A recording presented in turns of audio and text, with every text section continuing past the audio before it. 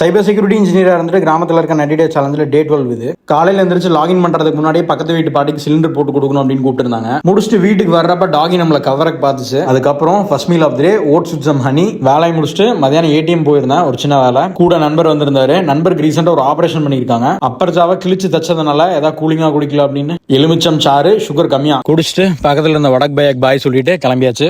வர்ற வழியில நண்பர்கள் இருந்தாங்க, பார்த்துட்டு வீட்டுக்கு வந்துட்டேன். ஈவினிங் ஃப்ரெண்டோட அக்கா மேரேஜ் இருந்துச்சு. ஸ்பெஷல் ஒகேஷன்ஸ்க்கு PHI பிளாக் யூஸ் பண்றேன், நல்லா இருக்கு, ட்ரை பண்ணி பாருங்க. அது பெர்ஃபியூம் மக்களே, வேற ஒன்றும் நினைச்சுக்க வேணாம். வென்யூ போயிட்டு பாய்ஸ் எல்லாம் பார்த்துட்டு அதுக்கப்புறம் மேரேஜ் அட்டன் பண்ணியாச்சு. மணமகளோட தம்பி ரொம்ப பிஸியா இருந்தாரு. ஒரு குட்டி பையன் ஹீலியம் பலூன் வச்சு விளையாண்டுட்டு இருந்தான். கொஞ்ச நேரத்துக்கு அப்புறம் அது பறக்க ஆரம்பிச்சிருச்சு. பாய்ஸும் சேர் வச்செல்லாம் ட்ரை பண்ணி பார்த்தாங்க, 8வது உயரத்துக்கு போயிருச்சு. நண்பர் ஃபைனலா நம்மள ஸ்பாட் பண்ணிட்டாரு. போட்டோ எடுத்துட்டு சாப்பிட்டுட்டு என் கோர்ஸ்க்கு கடைசியில ஃப்ரூட்ஸோட ஹெல்த்தியா முடிச்சோம். பர்சனலா ஒரு எமர்ஜென்சி ஒர்க் கடலூர்ல இருந்துச்சு. ஸோ அப்படியே அங்கிருந்து நான் கிளம்பிட்டேன். காலையில ரீச் ஆயிட்டேன். ஒர்க் எல்லாம் முடிச்சுட்டு அடுத்த நாள் ஆஃப்டர்நூன் கிளம்பிட்டேன்.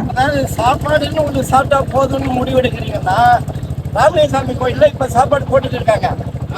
எங்கெங்க என்னென்ன ஃபுட்டு கிடைக்கும் அப்படின்றத தாத்தா லிஸ்ட் போட்டு வச்சிருந்தாரு. ஆட்டோக்காரங்க எல்லாம் தாத்தா மாதிரி இருந்தா ரொம்ப நல்லா இருக்கும். ஆடுங்க, பாத்துக்கலாம்.